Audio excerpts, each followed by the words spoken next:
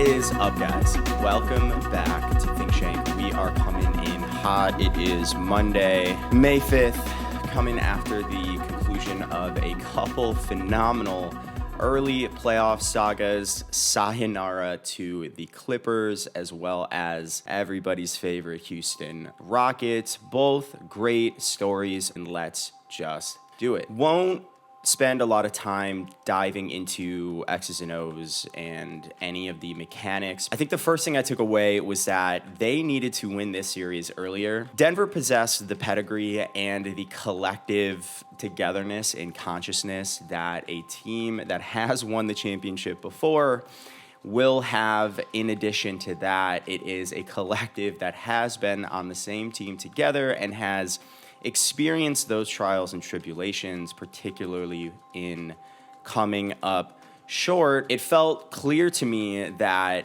the specific moments of coming that close to taking and stealing some games earlier in the series had weighed in the back of their minds. That ultimately culminated in this Game 7 collapse.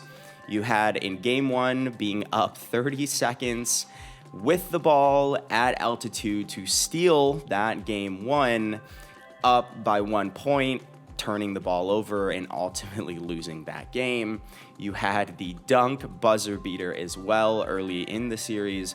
Those obviously extremely deflating outcomes that will wear and erode a lot of the confidence in a team, again, that doesn't necessarily have the track record and history of overcoming those types of moments in the past and sort of summoning the focus and collective effort needed. I also think that the way that they got blown out here very much wasn't indicative of Ty Lue, in my opinion. Felt like coaching staff presents a game plan. Obviously, it ultimately falls on the players to execute. The level of tenacity and ferocity and effort falls on the players, specifically the leaders, Harden, Kawhi Leonard. I'm not gonna go around and continue to crucify James Harden for his track record in high pressure moments, but zooming out and thinking about team roster construction at the highest levels, it just feels to me that energy source and some of the juice that comes with overcoming and weathering some of those unfortunate instances. You get a tip dunk that has literally never happened in the history of the NBA. It does take a level of F all that, let's lock in, think about each other, just think about that. Gave me some symmetry to the Russell Westbrook and the other end of the court. Obviously, Clipper fans are aware of how that can go, but in the best case scenarios, helps to have somebody on the floor that is exemplifying never give up, leave it all on the court type of thing. Yes, it might ultimately come down to a turnover or a boneheaded play or what have you, but at least somebody is out there risking and destroying their entire body. Even up there in age now for Russ, sparks and instigates a lot more commitment and excitement on that end of the floor. I didn't really feel like the Clippers had that, and putting all your eggs in one basket for a James Harden and a Kawhi Leonard, not the most vocal and not the most diving all over the floor and just culminating in those types of hustle plays, it's going to be a little bit tough, and you're a little bit more dependent on shots falling, things going your way, undercurrent of all-out effort, doing whatever it takes. I didn't really feel like the Clippers had that, aside from some of the specialty guys. Unfortunately, if Chris Dunn could shoot 36 or 37% on wide-open threes, this type of game might actually have gone significantly differently. That is unfortunately the reality with some of these specialists, and you walk out of there with the entire tent deflating. Denver, as I mentioned, this pedigree and togetherness transcends the notion everybody says around Denver is a machine and they are going to generate good shots and they know their spacing, they know their roles and everything. Yes, that is great, but collective suffering specifically is trying very, very hard to achieve anything as a group and specifically failing multiple times, I think is more valuable than all happening to come together and winning it the first go. Understanding not only the moment of a Game 7 coming off of last year with a historic physical, emotional collapse to the Timberwolves, understanding what it means to really trust each other in those high leverage moments allowed what I believe all of these other guys to step up, seize the moment, feel confident, feel trusted in, and you ultimately had all of these others stepping up, Russ, Christian Brown, others hitting shots, culminating in Nikola Jokic barely even needing to score. He finishes with 16, 10, and 8, only attempting 14 shots as your number one guy in a Game 7, not to mention 32 minutes, only 3 steals, 1 block, and at least according to Real App, Russell Westbrook, Christian Brown actually take home the biggest share of impact on the game. I would totally believe that and retweet it, particularly with Russ. That is a beautiful kind of symmetrical example of what one team possessed that another team did not. There was no Russell Westbrook for the Clippers. There was no spark plug walking out that is going to set that type of tone outwardly, even if shots don't fall. And this might be something that comes to the forefront of thinking about constructing really potent and sustainable playoff contending teams. You can have a ton of talent and on paper things look great, but unfortunately it's not always going to go that great. And this idea of continuity, collective experience in the playoff settings really might ultimately be the make or break elements behind certain teams coming out on top. I'd be remiss not to point out similar thing with the Celtics after all this time. Come in and be the buzzsaw that we all know today. Adelman deserves a lot of credit. The more of his post games that I listen to, the more impressed that I get. Honestly, he seems extremely leveled. I don't want to say soft-spoken, but pretty matter-of-factual. And it's very clear to me, at least, that his temperament is almost a rebellion to the type that Michael Malone was, a well-known, fiery, Irish guy or whatever, gets very emotional in post-game interviews. You saw towards the end of his tenure a lot of his frustration with certain guys and how they were carrying themselves. Obviously, that was poisoning the locker room, and just the way that Adelman, in a calm, confident way, answers questions, describes sort of adjustments, why what needed to happen happened. I just feel like it is aligning quite well with the temperament of the team, actually. This kind of resolute Game 7 performance, again, looking macroscopically with Russell Westbrook and Christian Brown essentially being the two most important players for the Nuggets, I think is a great point of foreshadowing, because if you let a series get this tight with the Nuggets, I don't even care if they have home court or not. I really think it is going to work in their favor because of that idea of collective failure and experience and the ability to recognize as a group the moment that is at hand, what is kind of needed, and to genuinely and sincerely feel the level of confidence in each other to deliver in those high leverage moments, underpinned by the all-out balls to the wall spark plug that is Russell Westbrook. I really like this team, and thinking about Oklahoma City, that obviously has been a buzzsaw in and of itself and will have home court, I just don't think they can let this series get close if they end up chalking up some really close games, similar to the Clippers in this first round series.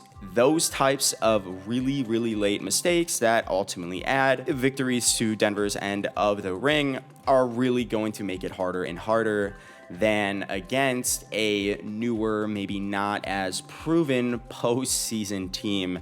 And so we will see how well OKC takes care of its business early in the series. I imagine they will, being off for so long, But again, the age, the youth, hunger, but maybe not so much of that extremely heightened, focused, high opportunity cost, high stakes environment here, and you are ultimately relying on certain guys in certain moments everybody as a group simply hasn't had to grapple with before. So the longer the series goes, I kind of think the more it is going to favor Denver. We will talk about that a little bit more as it goes along. Obviously, the defense, the turnovers, Denver is a passing hub, a machine. It isn't necessarily a beautiful matchup for them. We will see as that comes to light. Moving along to Golden State sending the Houston Rockets home. First of all, RIP Houston, Golden State. This is what, now 5-0 in the Curry era in that building.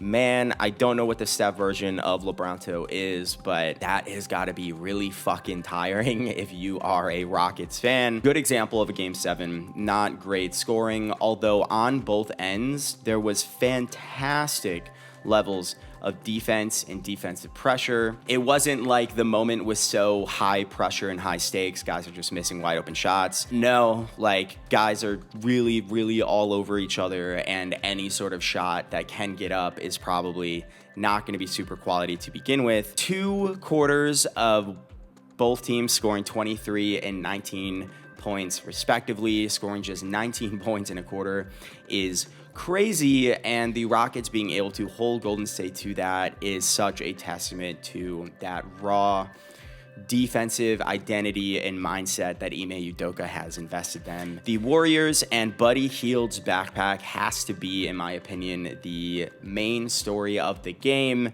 That guy has taken so much flack his entire time with this Warriors team, starting off super hot in their 22-3 or whatever it was.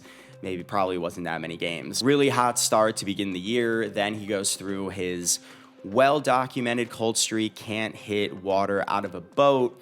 Kerr is out there on the mic defending him as best as he can, especially as they are clawing their way back, 26, 25, and 3 or whatever it was post Jimmy Butler trade. This is why you have a spark plug that is like a walking landmine on your team. And I'm paraphrasing the Rockets fandom. I would imagine they are saying to themselves, of fucking course, the walking landmine of Buddy Hield is going to erupt and explode in a Game 7 on the road. 22 points at halftime. He sets a career high for a half in the playoffs. Finishes going 12 for 15, 9 for 11 field goals, 0 turnovers, and 33 points. Just looking at 9 for 11 threes and 0 turnovers, this is basically Klay Thompson to me. 0 usage, very little usage, and all he does is just get buckets, ultimately only missing 3 shots, and that to me really drove this game, especially with Steph Curry. I mean, he only finishes 22 points, 10 rebounds, 7 assists. 10 rebounds, 7 assists is pretty fucking great, honestly, but I say that the Hield storyline is the most important. It's because it happened in the first half. Steph only gets up 7 field goal attempts in that first half, one of which was the end of shot clock heave from 3. That was his only made field goal. That was absolutely ridiculous and super close to the end of the clock. So he finishes with 3 points. He's by far your best player, and you are going into halftime with a relatively sizable lead, up by 12, because Buddy Hield catches fire the way that he did. So very poetic kind of story. Guy who gets shit on all year, very streaky shooter, comes through in the biggest moment, and not just being a Game 7, but a Game 7 where the Rockets were clearly suffocating Curry to death, and you needed that ancillary scoring, and that is going to be an extremely deflating start for the Rockets. I liked how Steve Kerr rolled out with Kevon Looney instead of Quentin Post. The rookie has been helpful in spurts, particularly when his matchup allows him to get his outside shots going. The guy can really shoot it, but it's just another example of that collective experience and trust and system hive-minded guy, Kevon Looney, while he can't really run or walk, he knows exactly how the Warriors play. And when you expect a total slugfest,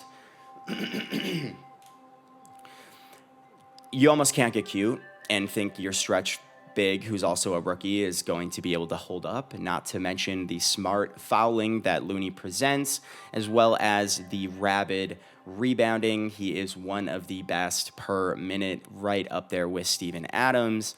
And then Jimmy Butler being a key to breaking down the zone that the Rockets had been employing quite a bit to slow down the Warriors, and that had been a running theme of the broader playoffs, is everybody is just throwing out weird zones now, and everybody else is really struggling to overcome it.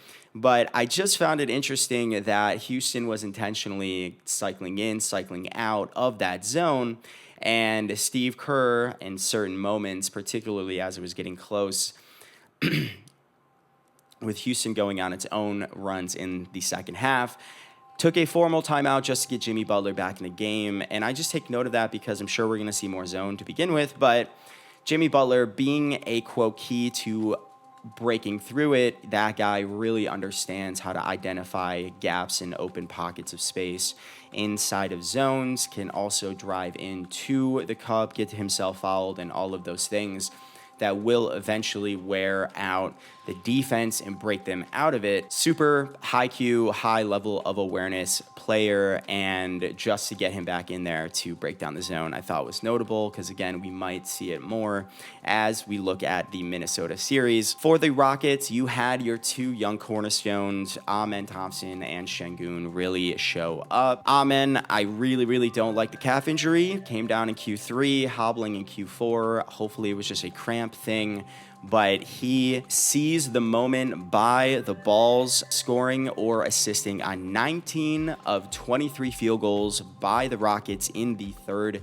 quarter. I'm assuming Ime and the coaching staff got him fired up and told him, hey, look, man, we're not getting much success from Jalen Green, and our outer perimeter guys are struggling as well. We all know that they are guarding you with some of their more disrespectful guys, and those kinds of matchups we need you to be taking advantage of. And even without a great outside shot, or really any shot, Amen Thompson was able to really drive value, and it was one of the first times of these playoffs, or really just in a while, that I've seen a guy without having that standalone high level of shooting potency be able to leverage and create that many advantages by himself, just with sheer athleticism, secondary rebounding, and playmaking, getting around guys, acrobatic finishes. It was just very notable and interesting to see somebody have that level of impact without it. Şengün as well, he seemed a little bit more tepid and like he was wrestling with the moment and the pressure of a Game 7 a little bit more. There were a handful of point-blank lay-ins and finishes that we've just come to expect. Turnaround flipping hooks, even a couple and ones he should have had. But all around, he, same deal, recognizing the moment and taking the ball at least close to the rim, even if he wasn't getting fouled or making every shot. Felt pretty relentless. The biggest thing for me, though, was on the defensive end. He was absolutely a step and a half slow there. Thought overall that really tight defense of the Rockets that they formed their identity on seemed to be succumbing again to that overall playoff pressure of a Game 7. There were a handful of virtually untouched layups that I don't think the Warriors had gotten literally a single time that level. A couple slips totally cleanly in classic Warriors fashion, layups, and their rim shooting field goal percentage. I don't know what it is, but I imagine it actually has to be significantly higher than earlier in the series. So it was kind of shitty to see that kind of atrophy in the biggest moment, similar to James Harden in the previous game.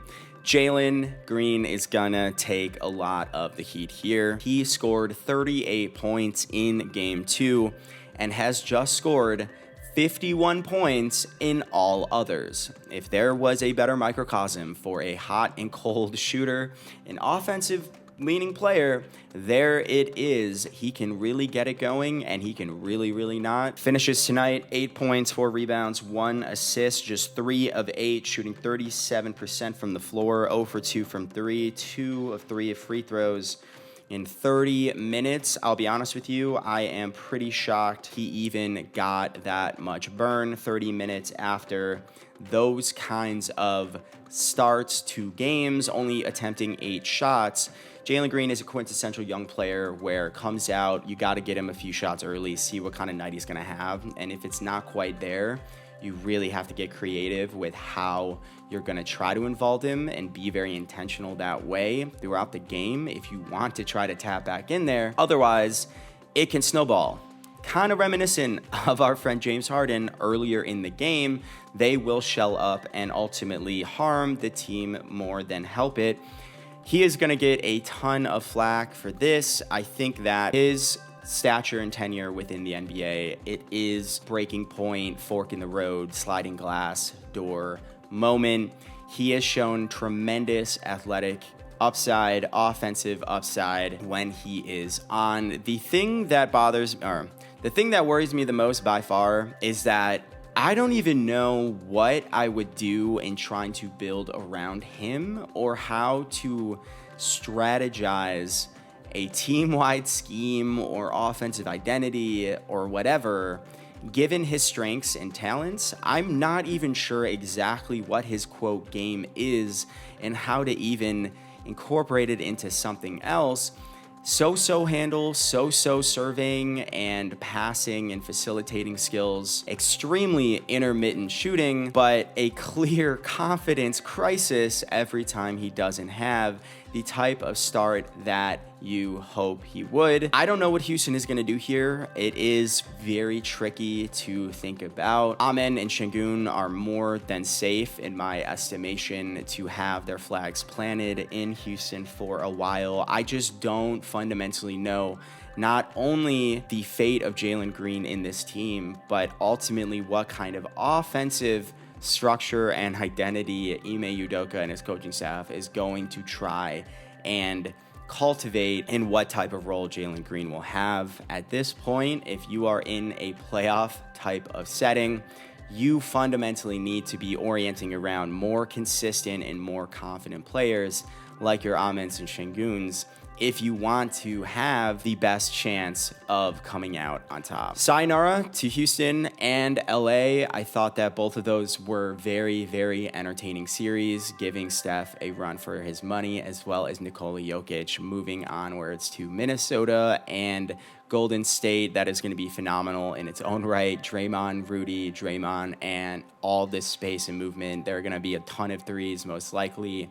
And then Oklahoma City, Denver, a beautiful clash of styles, potentially one of the most contrasting between your flying around guards and cutting and kickouts and ball movements, a singular force in Shai Gilgeous going up against another singular force in Jokic, operating in slightly different spaces.